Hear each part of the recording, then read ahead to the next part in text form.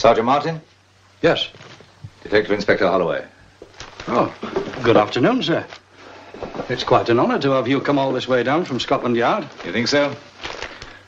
I've got more important things on my plate than chasing temperamental film stars. Would you like a cup of tea, sir? I haven't come here for tea either. I sent my report in as quickly as I could, sir. Yes, I know. I read it. Well, you must realise, sir, this sort of thing's not really in my line. Your report makes that very clear. Well, there is something I didn't mention in my report, sir. About Paul Henderson? No, sir. About the house. This is not the first time that something's happened to the tenants of that house. Other disappearances? Oh, no, not exactly disappearances, sir. Well, what then? Well, I have a file here, sir, which you ought to have a look at.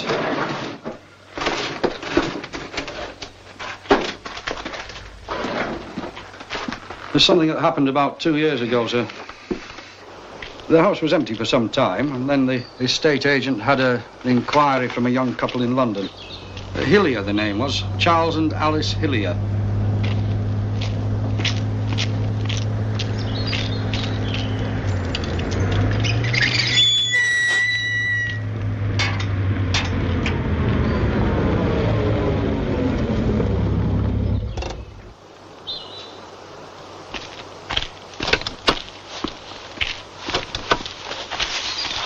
Good morning, Mrs. Good morning, Mr. Stoker. Good morning. Morning. Glad you could make it. Thank you. Well, shall we go in? Why not?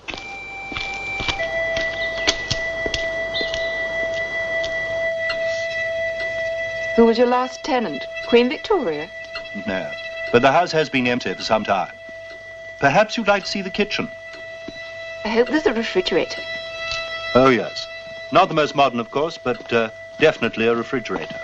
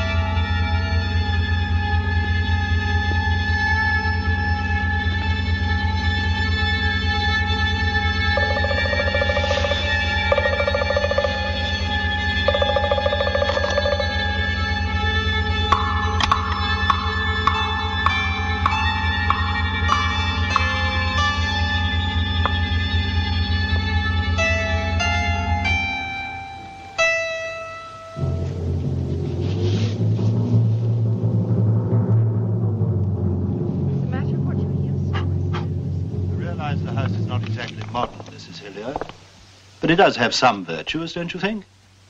I can't say I've seen them, Mr. Stoker.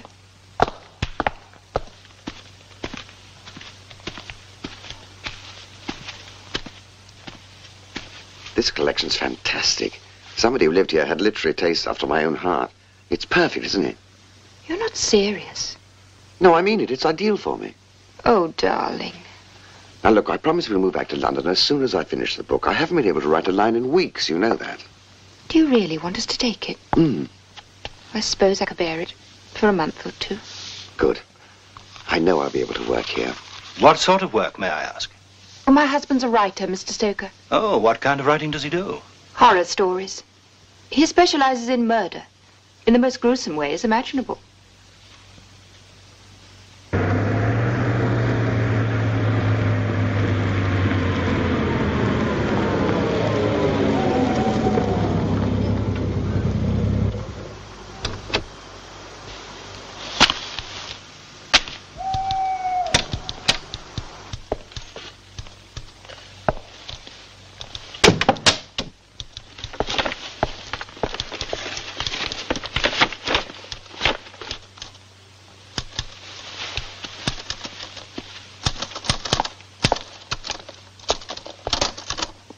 Hello, darling. You're back early. It's past 8. So it is. Must have worked right through. So I see. Can I read it? No. Let me show you. Show me. Here.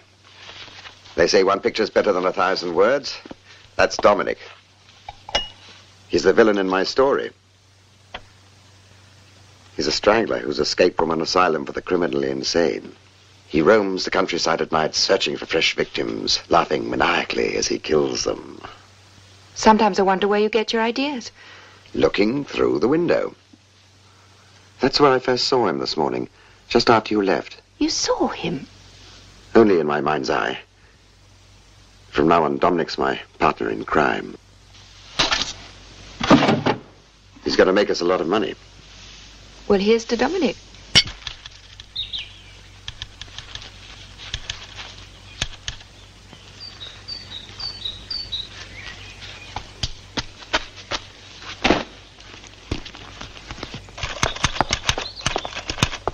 Darling, have you seen the car keys? Huh? Yes, there. Oh. How's it going? Splendidly. I'm almost halfway through. Oh, good. You can thank my strangler for that. Dominic. You know, he's really taking over. I've come to know his mind. Almost the way he feels. That's what makes him so very real. And so very frightening.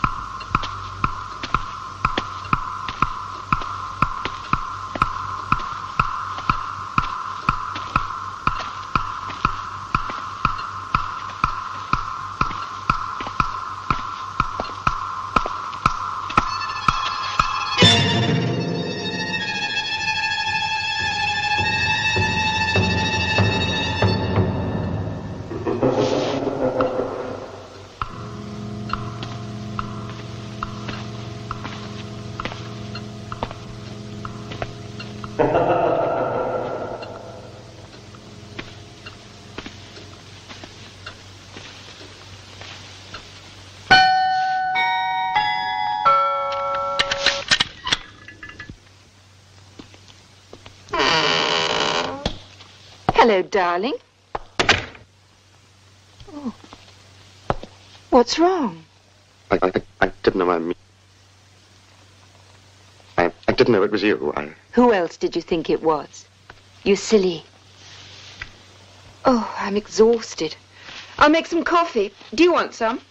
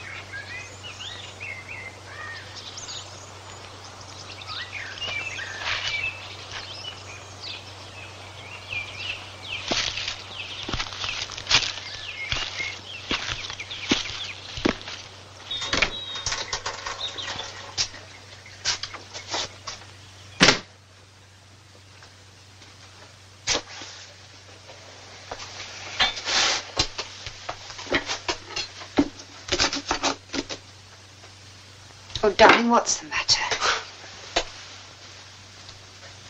It's Dominic. I saw him. You mean you imagined him? No, I mean, I saw him. Last night, just before you came back from the theatre. And again just now. But he's just a character in your novel. You can't. I know, but I saw him. Darling, you've been working much too hard. Your imagination's playing tricks with you. Look, why don't you take the day off and come up to London with me? No. No, not till I finish my book.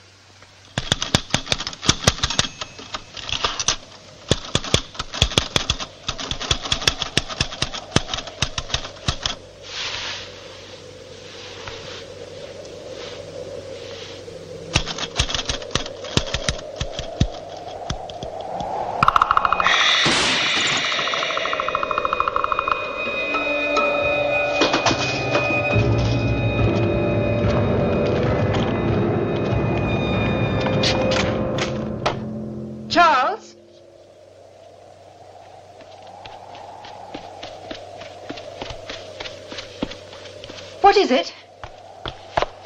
It's Dominic. He's in there. Oh, Charles. No, please.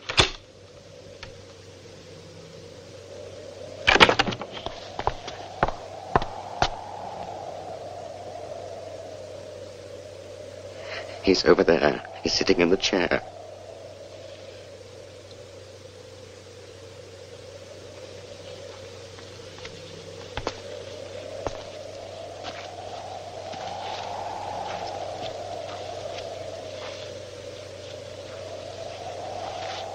There's nobody here. Didn't you see him move? He's over there.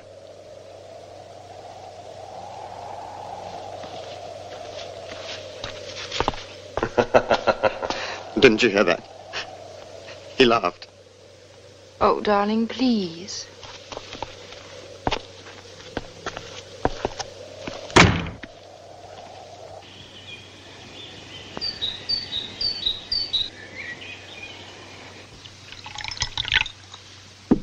Toast, darling? No, thank you. Charles, you really must see a doctor. But I've got a deadline. I can't. When the book's finished. No, now.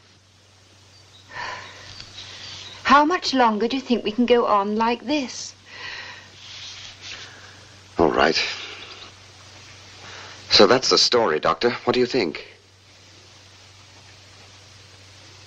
What I think doesn't matter. It's what you think that's important.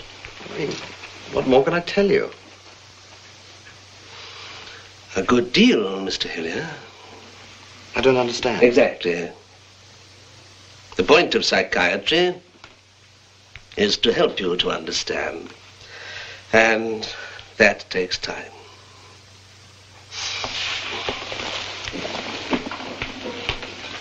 I should like to see you regularly. At least once a week. Perhaps you'd have a word with my receptionist and make an appointment. You do think that you can help me? I'll try.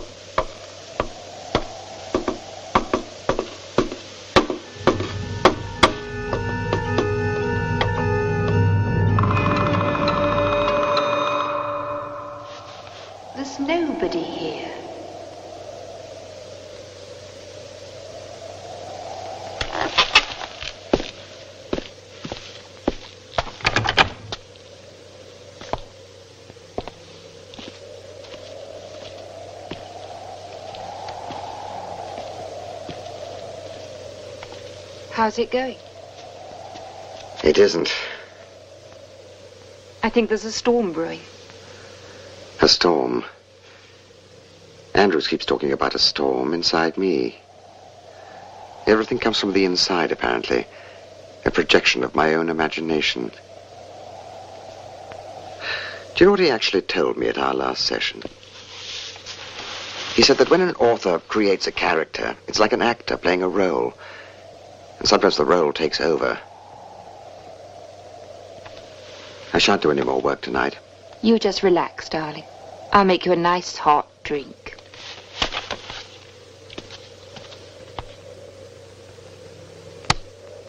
Better? Yes, thank you, darling.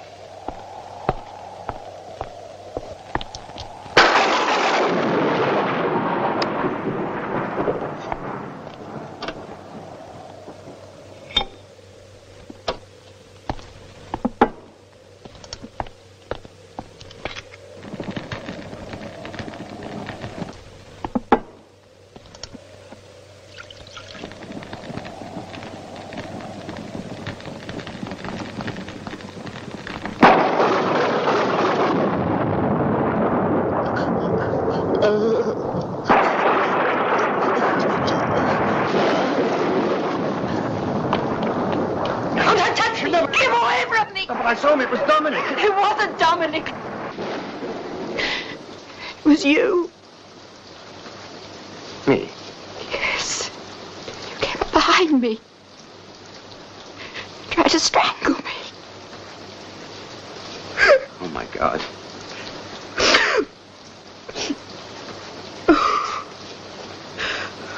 Oh, Charles.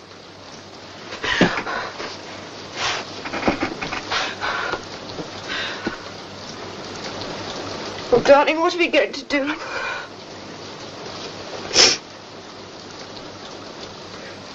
I'm going to call Dr. Andrews.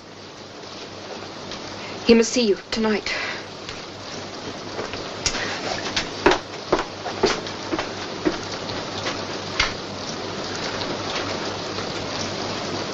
As I've told you before, Charles, an author's characters are an extension of his own personality. Sometimes, a part of it that he normally tries to conceal from himself. Please, try to relax. Close your eyes. Listen to me. You think of yourself as a kind and decent man. You love your wife, but you also have hostility toward her. Instead of expressing that hostility, you create a character to express it for you. But that character is only a creature of your imagination. It is not real. As I've said before, you're like an actor who loses himself in his role. You've lived with his character day after day. You've visualized his appearance, dramatized his acts, thought his thoughts, so much so that you've come to believe that he really exists. But he doesn't. But I've been writing about murderers for years, and I've never wanted to become one. I mean, why should I suddenly want to do so now? Even in my subconscious.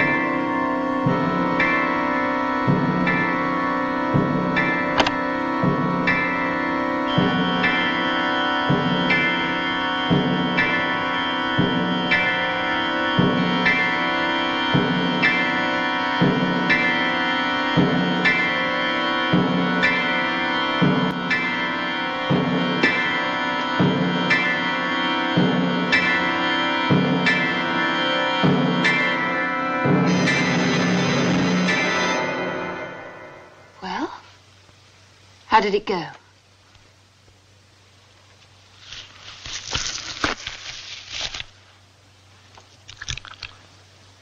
Everything's taken care of. Oh, darling, I knew the plan would work. Now we can go away together. They said that I wasn't a very good actor. We don't have to worry about getting work. We'll have plenty of money now with all the royalties on Charles's book. That I wasn't believable in the parts that I played.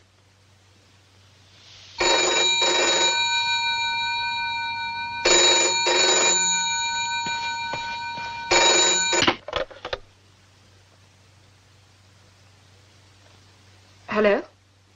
Could I speak to Mrs. Hillier, please? Yes, speaking. This is Detective Inspector Chapman from Scotland Yard, madam. I'm calling from Dr. Andrews' office, madam. I'm afraid I've got some bad news. We found your husband dead. Dr. Andrews is murdered, too. Hello, Mrs. Hillier. Hello. Hello. Hello. The police say they found Dr. Andrews' body. That Charles has been strangled as well. That's right. Both of them are quite dead. Andrews first, and then Charles. But It was very easy. Much easier than I'd imagined. But that wasn't the plan. The point was to prove Charles insane. It's better this way. Much better. Oh, don't you see? They'll be looking for a killer. Perhaps they'll come looking for you, Richard. Richard? I don't know anyone called Richard. My name is Dominic.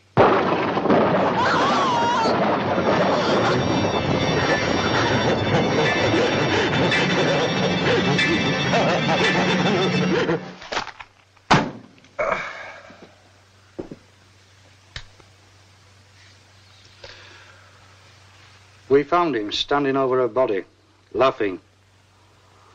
It's not all him, you know, it's that house. The house? Yeah, there's something strange about it. Listen, Sergeant, I'm interested in facts, not fantasies. Very well, sir. Consider this. When that house was empty again, the estate agent rented it out to a new tenant, a retired stockbroker from the city, a Mr. Philip Grayson.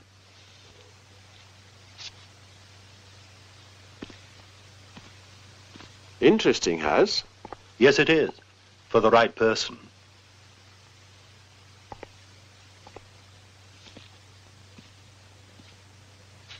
You're retired, aren't you? Yes. Businessman? Yes. Oh, I see. Wife? I beg your pardon? Are you married? No, I've never been married. Oh, I'm sorry. I didn't mean to pry. I was just thinking you might get rather bored living all alone in this house. I'm used to being alone. As a matter of fact, I'm looking forward to living here and doing some of the things I had little time to do when I was working. Gardening, reading, listening to music. Oh, no. I shan't be bored.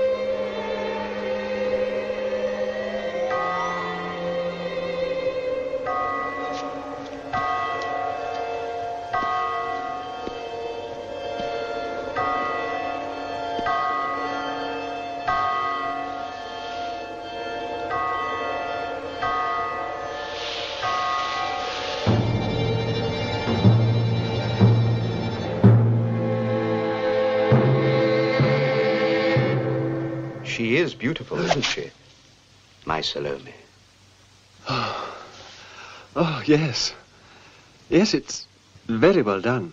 Perhaps she reminds you of someone? You see, she has a strange effect on people. They seem to see in her all sorts of things. Was she modelled from life? You might say that. Who was the model?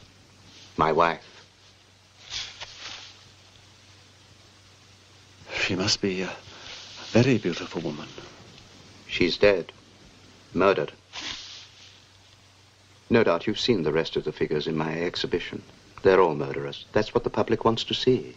But you said the model you used for Salome was a victim. A victim, yes. And also a murderess. I found her one day holding an axe. And nearby, the body of my dearest friend. It was the state that murdered her. I made a waxen image of her body, her face. I wanted to preserve her beauty forever. And now men come and stare at her the way you did. You will come again, won't you? Even though you know. No. No, I don't think I shall. Thank you. Goodbye.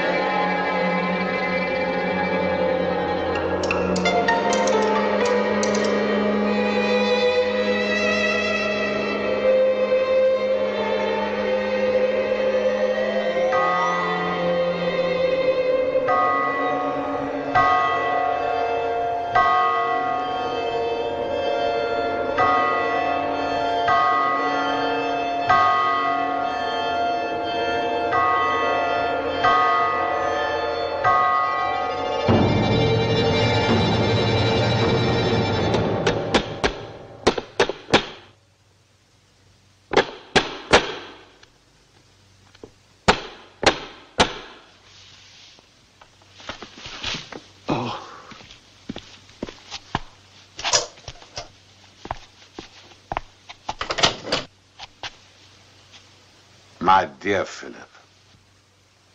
Neville. Friends? Oh, yes, yes, of course. Aren't you going to invite me in? Forgive me. Come on in. I was so surprised to see you. So this is where you've been hiding yourself. I never thought I'd see you in this part of the world. Can I offer you a drink? Thank you. Scotch? Lovely. I was traveling north on business. Then I remembered you had a place about a mile from the road, so I thought I'd drop in and surprise you. To tell you the truth, I was getting a bit lonely. Will you stay to dinner? Overnight, if you wish. I've got lots of room. You sound as though you'd be afraid to be left here on your own.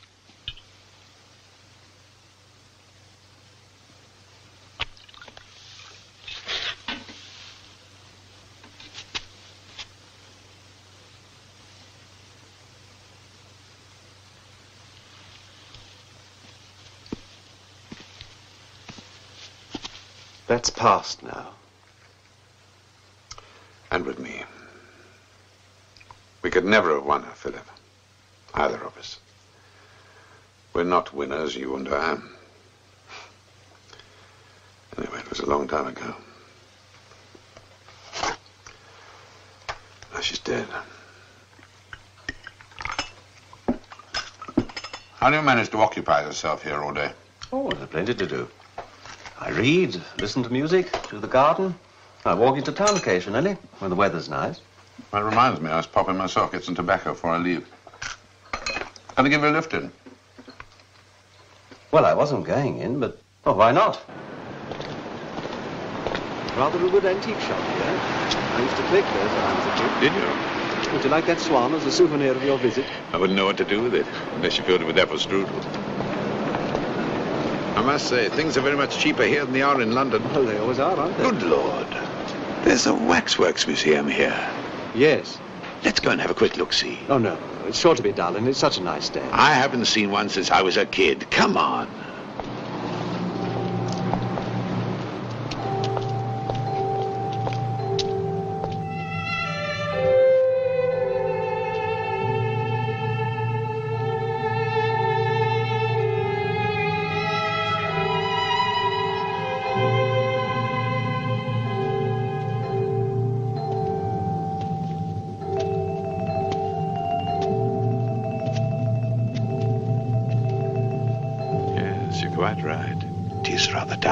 Let's go.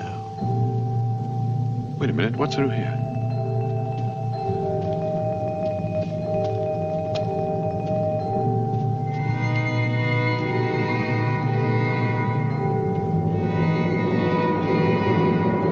Neville.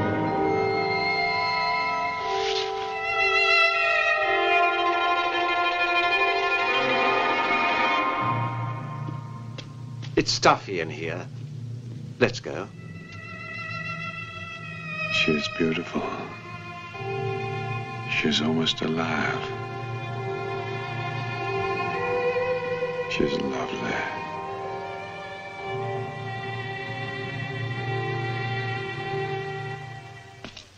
Goodbye, Philip. Thanks for being such a marvelous host. Not at all. It was my pleasure.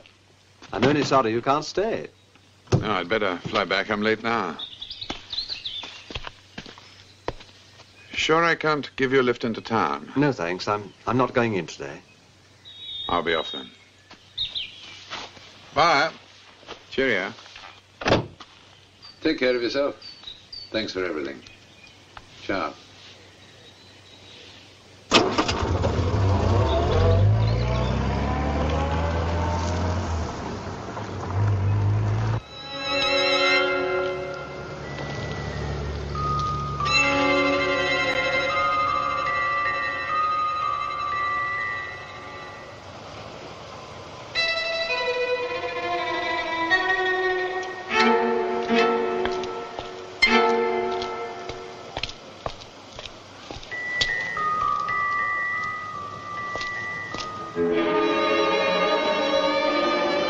Neville?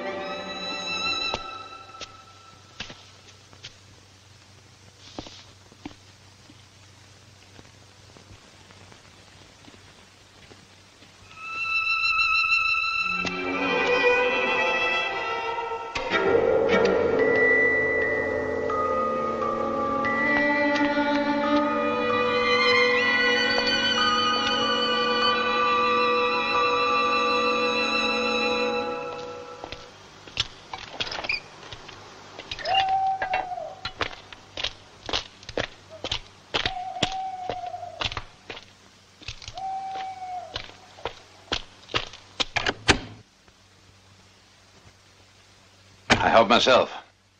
Neville, I saw you at that museum. I know. I came back to apologize. I don't know why I went there. I do. It was the face of Salome, wasn't it? Yes. It was uncanny. It was almost as though... As though she was standing there? Yes.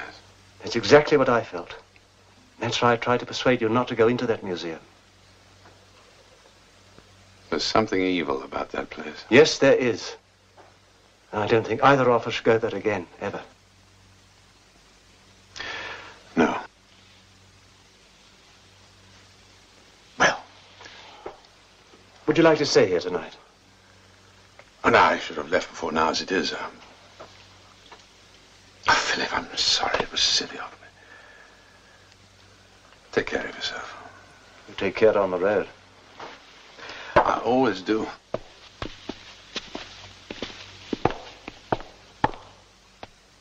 Bye. Good luck.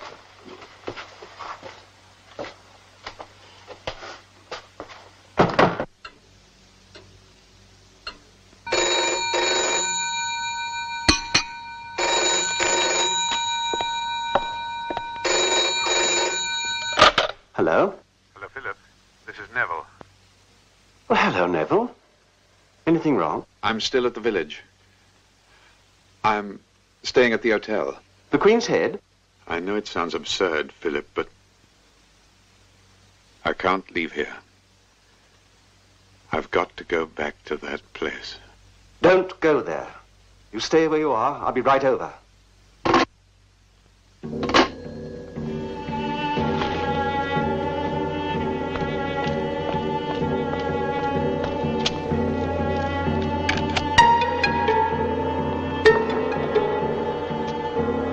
Neville?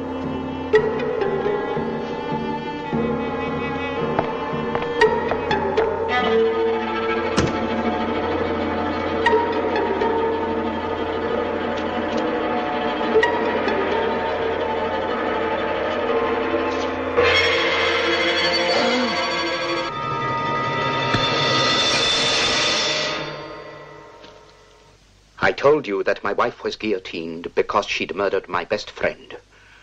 Well, it was I who killed him and made sure that she was found near him. Can you guess why? The authorities let me have her body, and I embalmed her in all her beauty so that she would be mine forever. But she drew men to her, even after her death. Others came and admired her, like your friend and you. But you shall never have her, none of you.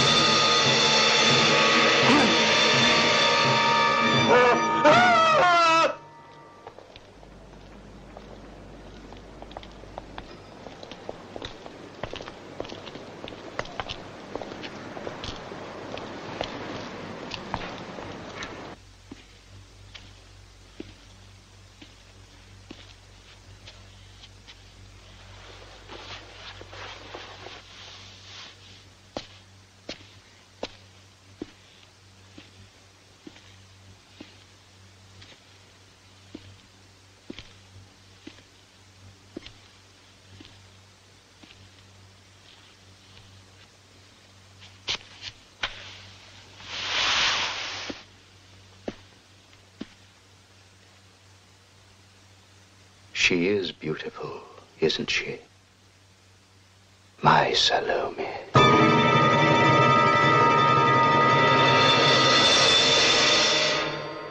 And Henderson moved in next. No, sir, there was somebody else before him. Another disaster? Oh, of a sort. Not like the others. Not like the others at all. It's that house. There's something about it. What? I don't know, sir. I see. Well, I think it's about time I paid a call on the gentleman who's responsible for renting that house. What's his name? Stoker? I tried to warn them. Warn them of what? The house. Well, what about it? Haven't you guessed its secret yet? What secret? What sort of a place do you live in, Inspector? Well, plain, ordinary flat. Quite comfortable. Bit on the cold side, perhaps? What do you mean? Oh, never mind. Well, shall we get down to facts? I'm here regarding a disappearance. Now, I'd like to know who lived in that house before Paul Henderson moved in. The tenant just prior to him was a gentleman called Reed. John Reed. Quiet man. And although I didn't realize it at the time, a dangerous one. Dangerous? To himself.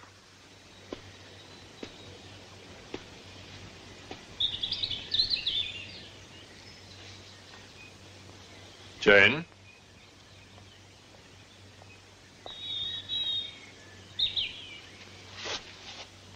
Come along.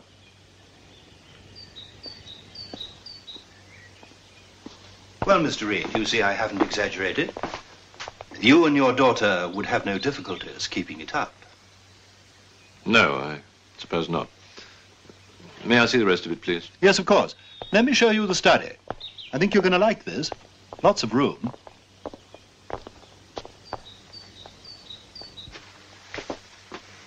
With a bit of rearranging, make a playroom for your daughter. What a very lovely child she is. Yes. Jane? Bit cold in here, isn't it? Oh, no problem.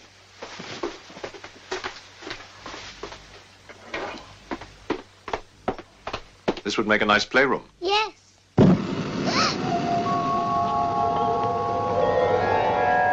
What frightened her so? It was fire. She's a little nervous of fire. I see. Well, it's a standard lease. Seems perfectly in order. Just needs your signature. Good. There's just one other thing I'd like you to do for me, Mark, if you would. Yes? My business brings me up to London quite a bit, as you know. I need somebody to look after my daughter, preferably somebody who will teach her as well. You're still against sending her to boarding school? You know my views on that subject. Yes, I do. Oh, you signed there and there. I'd hoped you might have changed your mind. No. Well, we shall have to get someone very soon.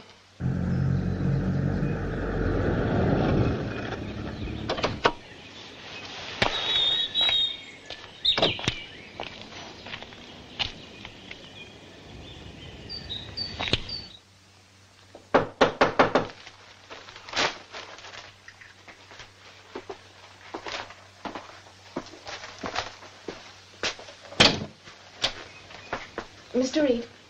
Yes. I'm Norton. Come in.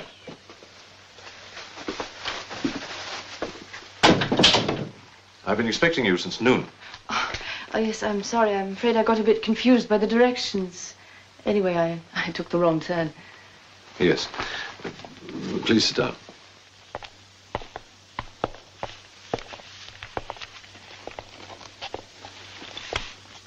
Now, Miss Norton. Mrs. Norton.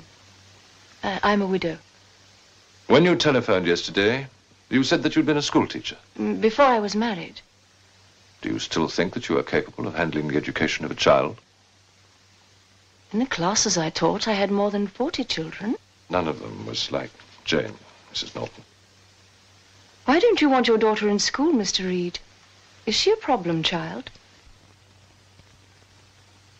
I suggest you find that out for yourself. She's in the study.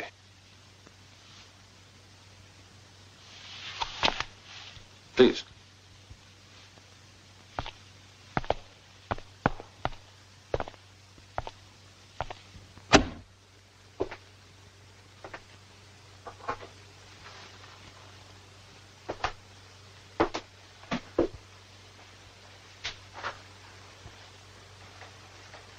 Hello, Jane. I'm Mrs. Norton.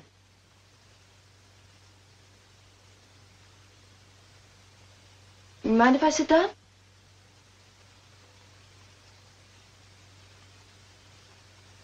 You know, you and I really should get acquainted. From now on, we'll be spending a lot of time together. I'm a teacher, Jane. Your father has asked me to come here and help you with your lessons.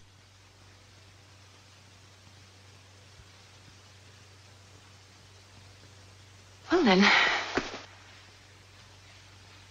I can see we won't have any problem finding books to study. Even a set of encyclopedias. What a nice room you have here. I hate it. But everything's so cozy and cheerful. Well, come on, let's go by the fireplace and have a nice chat. No! Jane? Look at me, Jane. That's better.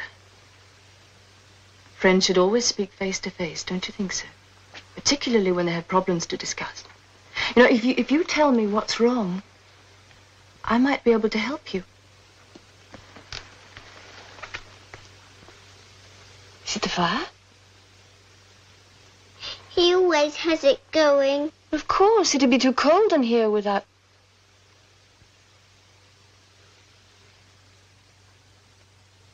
Jane, I'm going to ask you something. Like, you don't have to answer me if you don't want to, but I do hope you will. It's about fire. Have you ever been burned? Did it happen to somebody else, someone you knew and loved? I'm glad.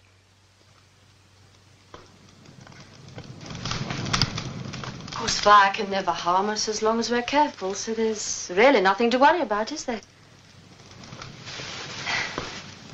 You know, I've often wondered just what we'd do without fire. Did you ever stop to think how much it helps us? It keeps us warm, it cooks our food, even gives us light. Besides, it's really very pretty. I love to watch the flames dancing, don't you? Sometimes it's nice just to see the way the colors change. Look. It's all sorts of shapes. I never get tired of watching. Better.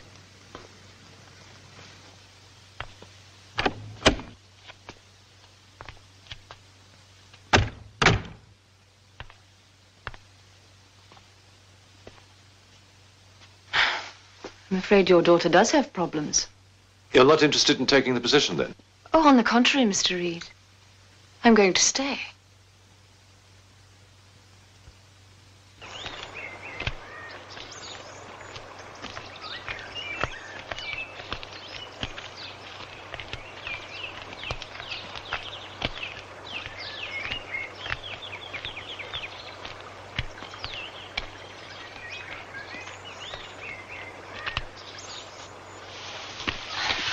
This river goes to a big river which flows into the ocean far, far away, see? Perhaps we could go on a trip someday on a boat. Maybe even as far as the ocean. Would you like that? Hmm? All right, come on then. It's getting late. Let's go into tea, huh? Oh, I've had such a curious dream, said Alice. And she told her sister as well as she could remember them. All those strange adventures of hers that you have just been reading about. And when she had finished, her sister kissed her and said, "It was a curious dream, dear. Certainly, but now run into your tea. It is getting late." It is getting late.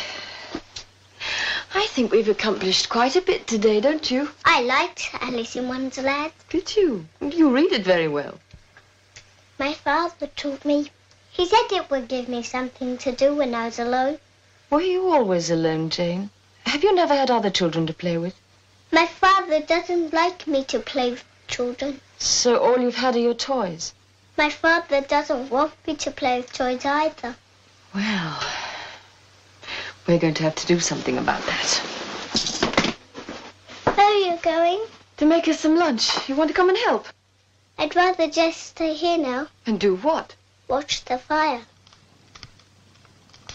I'm not afraid of it anymore. Ever since you told me how you could see shapes in it, I can see things too. What sort of things? Pretty ones. Sometimes I can see my mother. A mother? Ridiculous. Her mother died when Jane was only a baby. She couldn't possibly remember her. But surely she must have seen photographs of your wife. I haven't any photographs, Mrs. Norton. They aren't necessary. Jane is all I need to remind me of her mother. She's the living image of her. She grows more and more like her every day. And your wife must have been a very beautiful woman. Very. Well, she's lonely, is Jane? Mrs. Norton. That's your daughter's real problem. Loneliness. There's a park in town with a playground. Now, I could take her over. No, on that's out of the Saturday. question. But surely contact with other youngsters would only help Not her. yet. Please, I do have my reasons. I'd be glad to hear them. You shall, all in good time. Until then, I must ask you to be patient. All right. On one condition. Oh? I want to buy Jane some toys.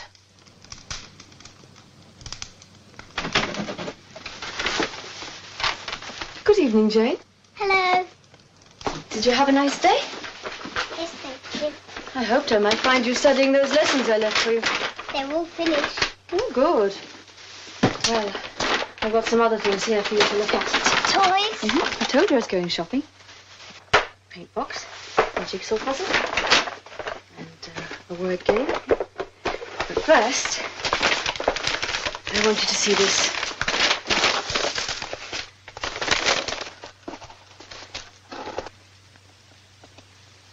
She's very beautiful. Go on. Take her.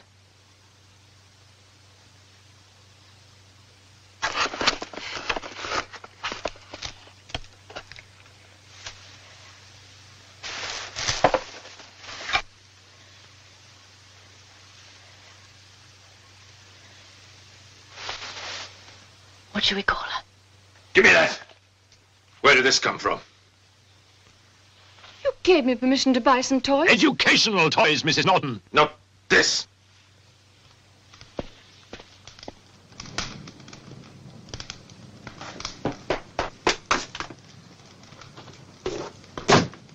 That was a cruel thing to do. But necessary. Why do you treat her like this? Is it because you blame her for what happened to your wife? No. I was glad when she died. Glad? Yes, glad. Because by then I had found out what she really was.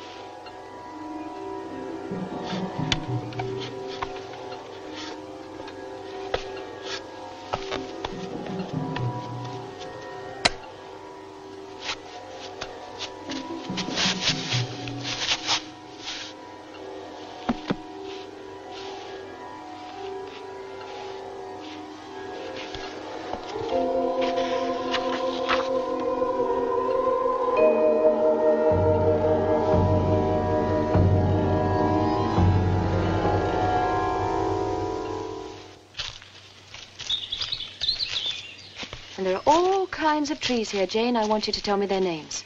What's that one? Silver birch. Good. Yes. And that one there? What's that? Oh, a green, a green oak. Quite right. And what about that one? Walnut. Very good. You do know your trees. That's very good indeed. Now, what about this one here? This dark green one. What's this? That's a yew tree. Quite right. You know something, Mrs. Norton? In olden times, yew trees used to be evil magic trees. How did you know that, Jane? I read it in a book.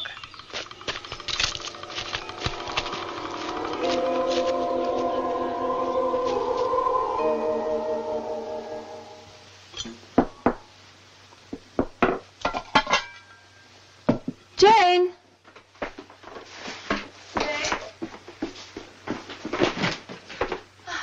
Lunch is ready.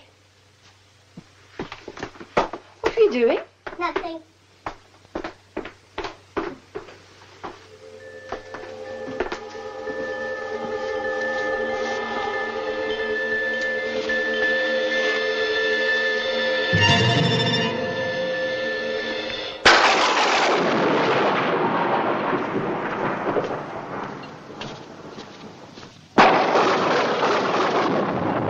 Quite a storm, isn't there? Yes, there is. Jane in bed? Safe and sound. She was asleep when I looked in. Good. You wanted to talk to me about something? Yes, I do. Sit down, please.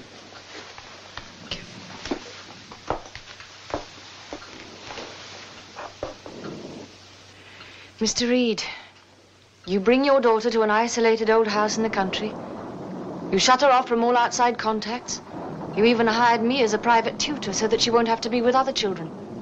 Jane is frightened. But not half as frightened as her father. That's absurd, Mrs. Norton. Is it? Then why did you throw that doll on the fire? It must be a power failure. I'll get some candles.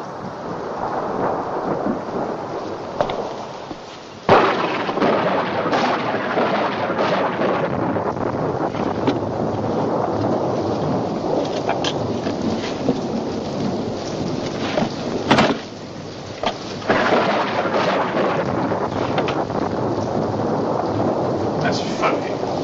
They're not in the dresser. Are you sure that's where you put them? Quite positive. What is it?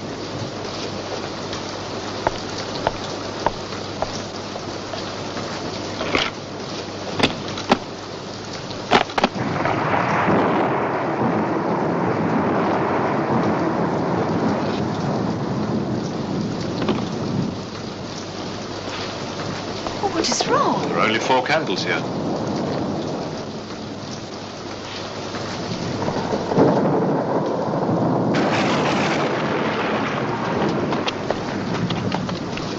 There are only 4 candles here. Where are the others? What did you do with them? Where are they?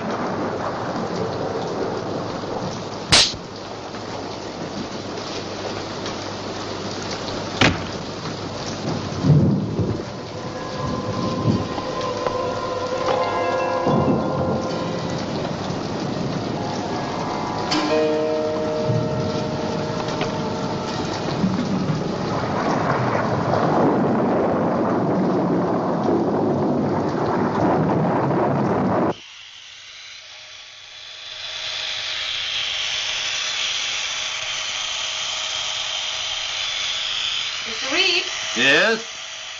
there's a telephone call for you. All right. I'll come down.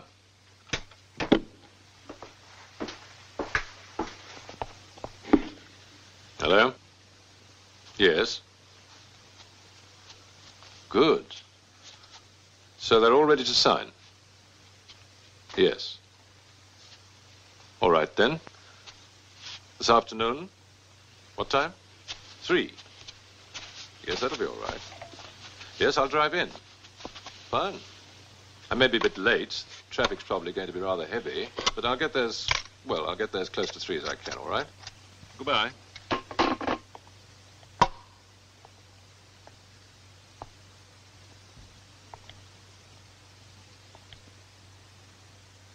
Well, will you sign there at the bottom on all 4 copies?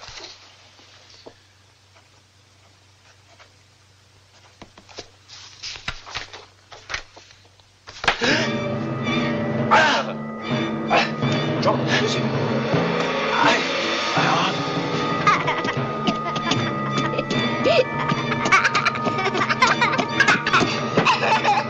Jane?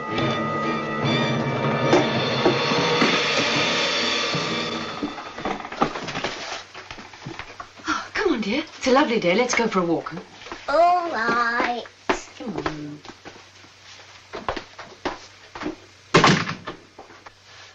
Gone now.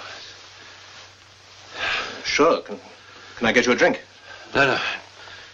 Perfectly all right, thank you. I'm sorry.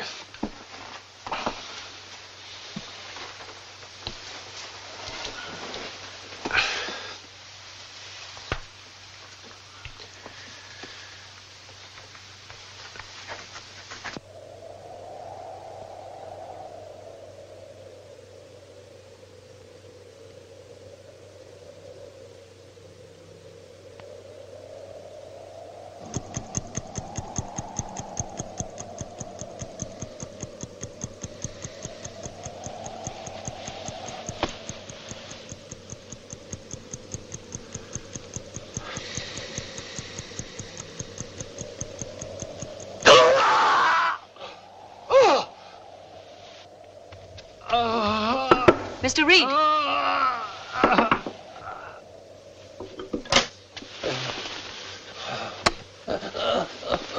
What is it? Yes. I'll get the doctor. No.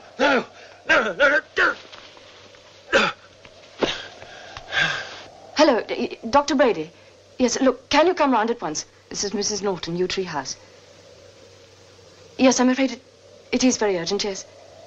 Well, thank you so much. We'll be expecting you.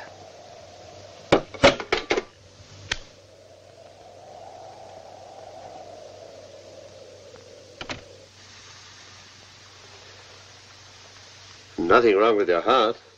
No fever, pulse and respiration normal. And you say the pain's gone? Yes, quite gone. Well, I suggest you stop by my office tomorrow. We'll take a few lab tests and x-rays. Probably just an old-fashioned case of indigestion. Well, I shall expect you in the morning. Good night. Good night, Doctor. Thank you, Doctor. Good night. Good night. Are you sure you're feeling better? Yes, I'll be all right now. Then I'll say good night. Anne, I know you haven't understood why I've been treating Jane the way I do. I didn't ever want to tell you, but now I know I've got to. It's because I'm afraid of her. Just as I was afraid of her mother before her. Afraid of a child? She's not just a child. She's evil. Those candles I was looking for, she made a wax image of me out of them. You must find it. You must search the house, but you must find that doll. You must find it before it's too late.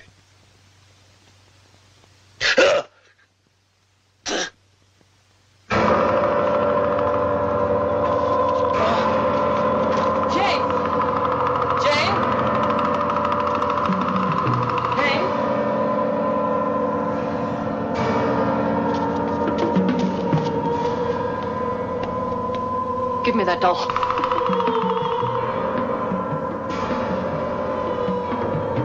Give it to me. Give it to me. Give me the doll, Jane. Look, I promise you nothing will happen. We'll go on just as before.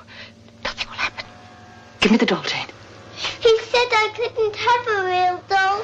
This isn't real. It's only wax. Come on, darling. Give me the doll, please, please. Give me the doll. Jane, coming!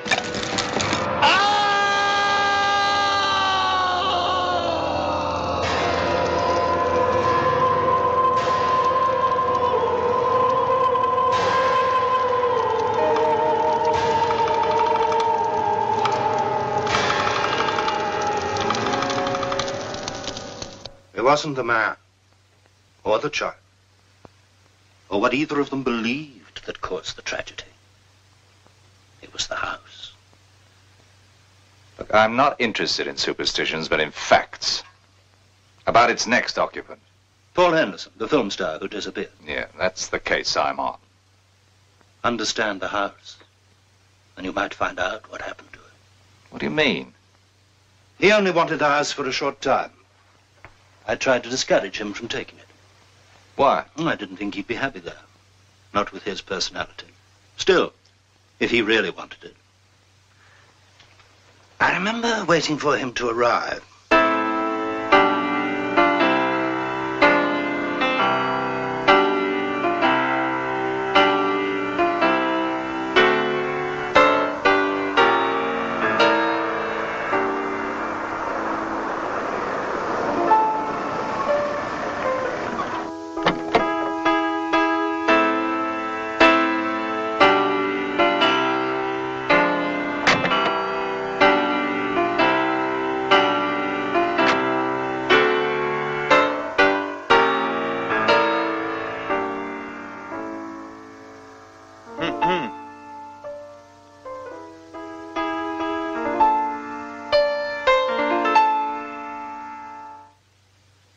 Yes.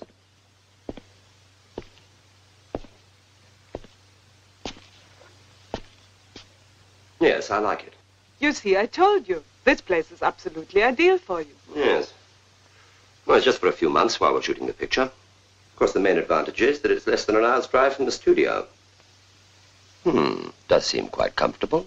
Before you decide... I've already decided. But to take it.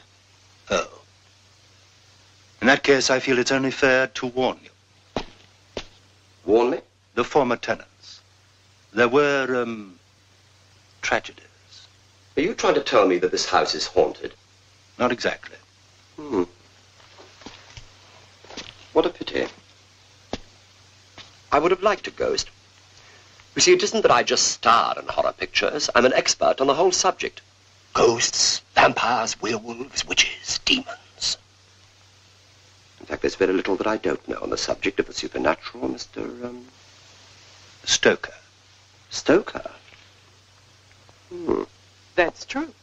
This is the third film Mr. Henderson and I will have made together, and I know him pretty well by now. At heart, he is pure Gothic. You know, Paul, sometimes I think you'd feel more at home in some medieval castle. Yes. Yes, that's right. A castle.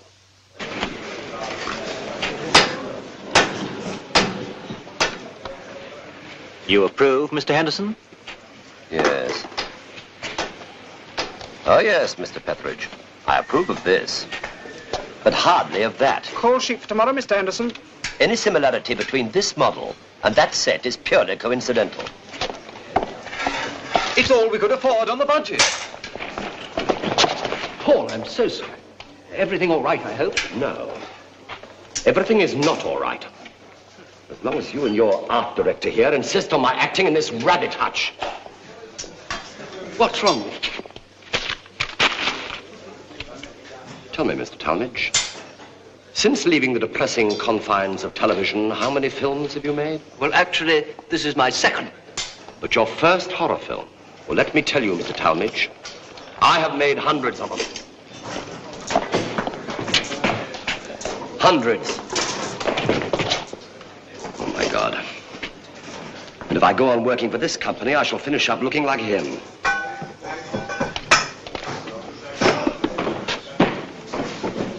Look at the scenery. Look at it. Look. So flimsy you could blow peas through it.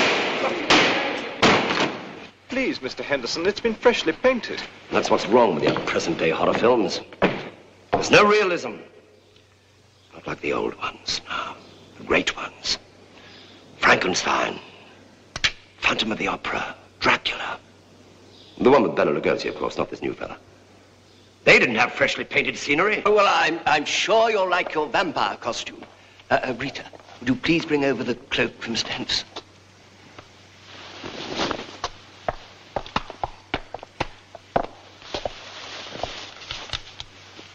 Who did this belong to? The Flying Nun? It looks perfectly all right to me. My dear fellow, it's too new. It's not sinister enough. Look, I want a wardrobe that looks as though it had been lived in.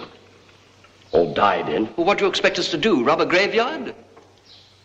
Take this schmutter away, madam, and use it for draperies. But we're scheduled to start shooting tomorrow. We haven't time to find anything else. But it looks as though I shall have to find something for myself, doesn't it? Mr. Henderson!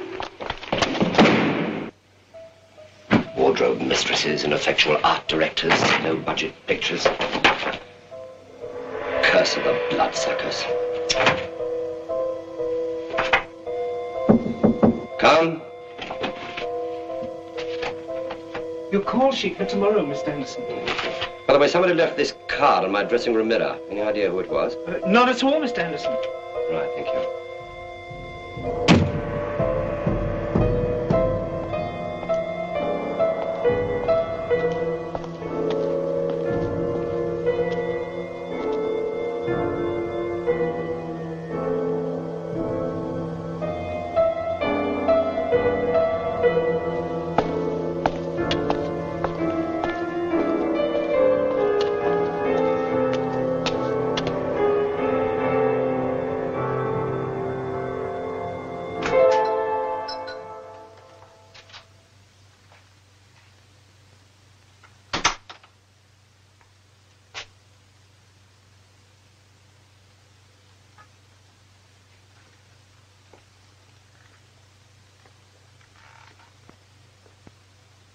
Hello? Is anybody here?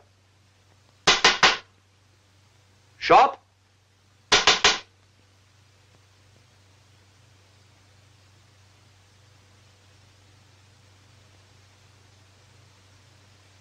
May I be of some assistance? You are... Yes. I am von Hartmann.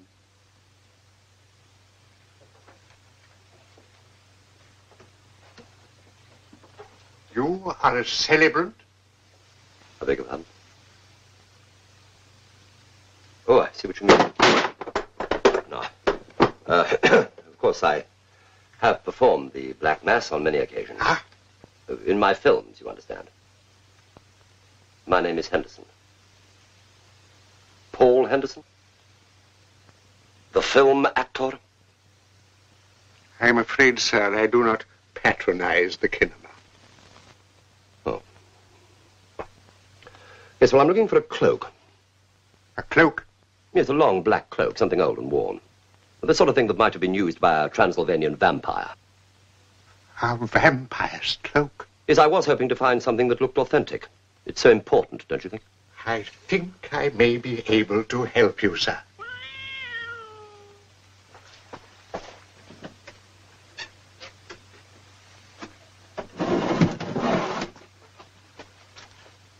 I think this may well be what you require, sir.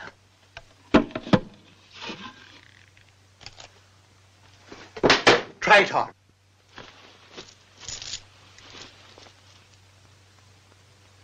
It's funny, I felt a sort of chill.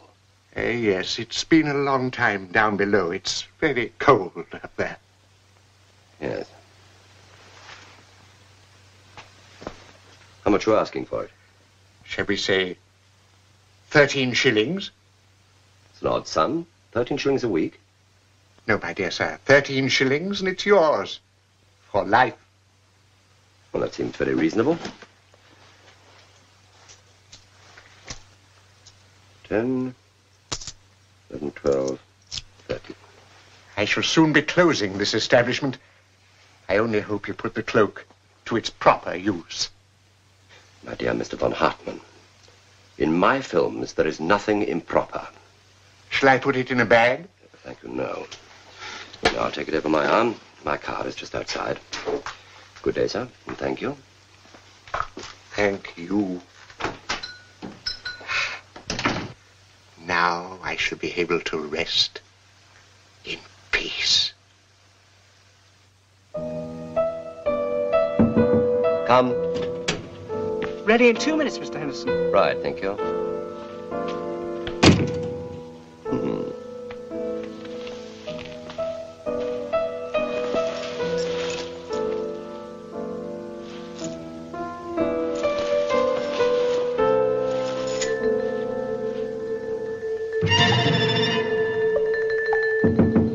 Come. We're ready for you now, sir. Right, thank you.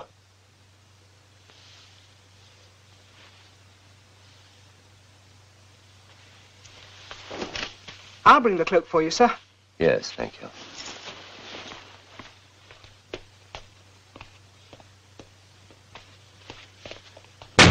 We'll come into close-up halfway through the scene and cut just after you kiss her.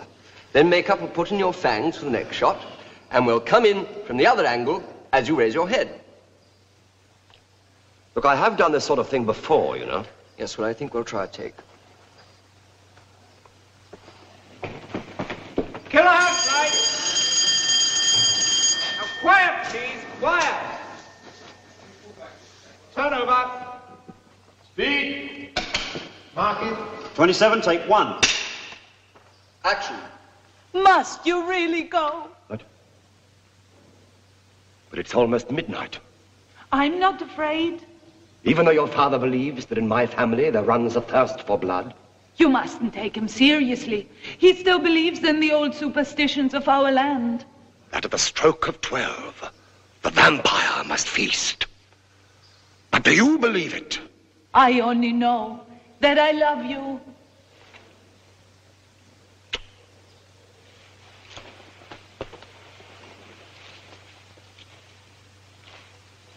Goodbye, my dearest.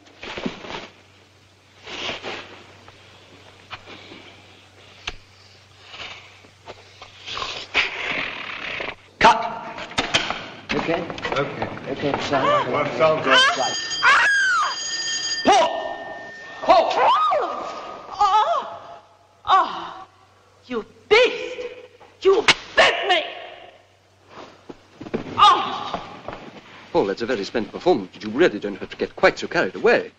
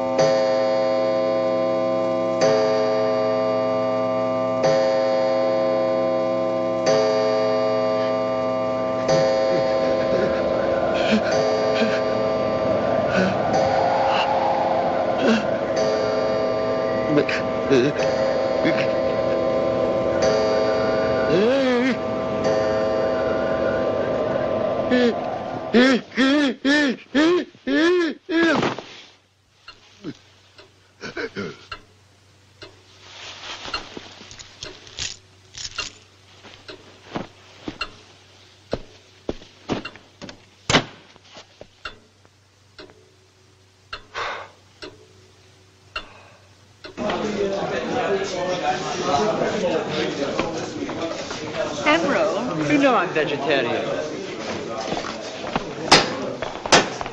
Morning, Mr. Henderson. Morning. What scenes are we doing today? 24, 35, 53, and 89. None with a cloak? No, sir. Thank God. Has Miss Lind arrived yet? Yes, sir. She's over there.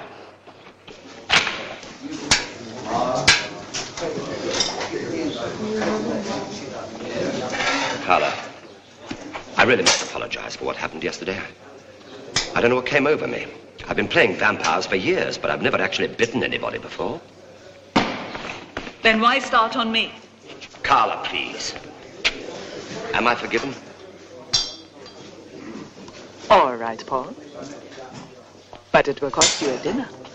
And back to my cottage afterwards for champagne. If you promise I'll be safe with you. Safe as houses. Thank you for a lovely dinner, Paul. My dear Carla, what's the least I could do under the circumstances? Let me recharge your glass. Thank you. It's rather good, don't you think? No. Oh. Doesn't do you justice.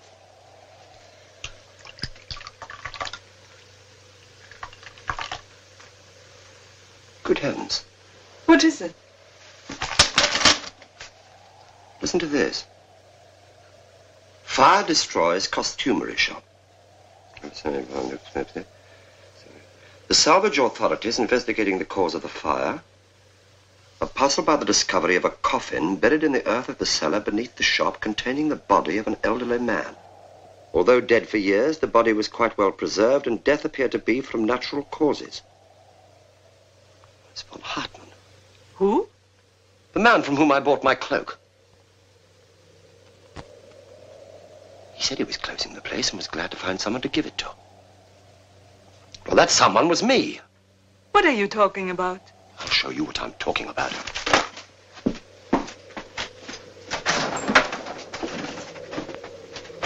This. I asked for something authentic. Well, don't you see, this is authentic. That old man was a vampire. And this was his cloak. He had to pass it on to someone before he could die. It carries his spirit and transfers his bloodlust to whoever wears it. I know about these things. I've read all about them. That's why I bit you last night, and that's why I... Excuse me. What are you going to do? I'm going to burn it. Oh, surely you don't. Oh, look, it's only an old cloak. Every time I wear this, I'll turn into a vampire. Oh, nonsense. Put it on. Prove to yourself that... No. Look at the time. It's nearly midnight, the witching hour. There's no telling what might happen. Paul, I think you are afraid. Me? Afraid? Nonsense. Prove to yourself that it's only a silly superstition. Come on, put it on. Very well. But I must say I'm not over keen on the idea.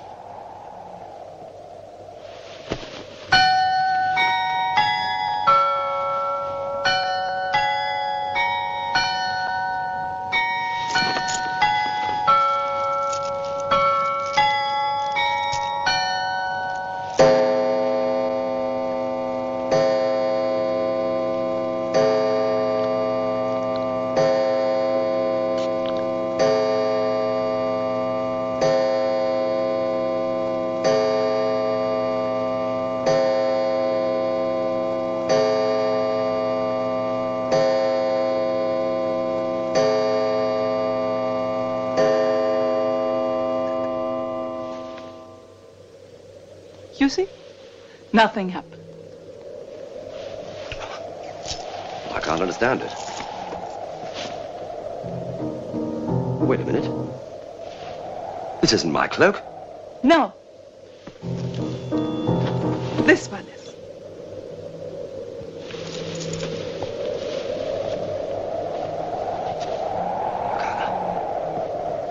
Carla, no. No. No, Carla. Carla, don't put that on. You'll turn into a vampire. Carla. Carla, please. We loved your film so much, we wanted you to become one of us forever. Welcome to the club. Carla! Carla! Don't be ridiculous. Carla, this is going too far. Carla! Carla! Carla! You must be joking. Now, what sort of a crazy story is that? Oh, I just thought it might amuse you. Look, I'd like to see the house. May I have the keys, please? If you wait until the morning, I'd be most happy to accompany you. No, I'd like to see the house tonight. One question, if I may. In your job, do you ever give anyone another chance? Someone who's not likely to commit a crime again. All crimes must be paid for. That's the law. I'd not advise your going to the house. Not alone. The keys, please. You've heard what's happened there. Haven't you fathomed its secret yet? The keys, please.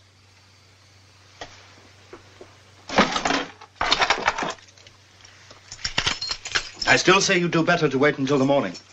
The electricity's cut off. I know what I'm doing.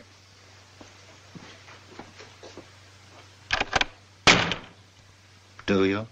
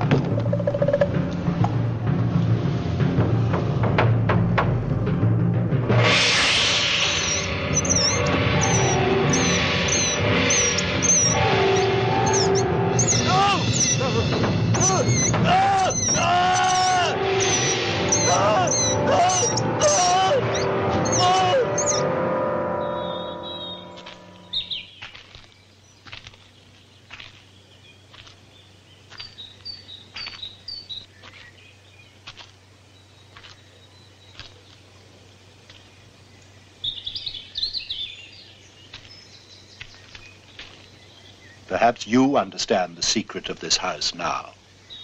Precisely. It reflects the personality of whoever lives in it, and treats him accordingly. I hope it finds a proper tenant soon. Perhaps you would like it. There's nothing to be afraid of, if you're the right sort of person. Think it over.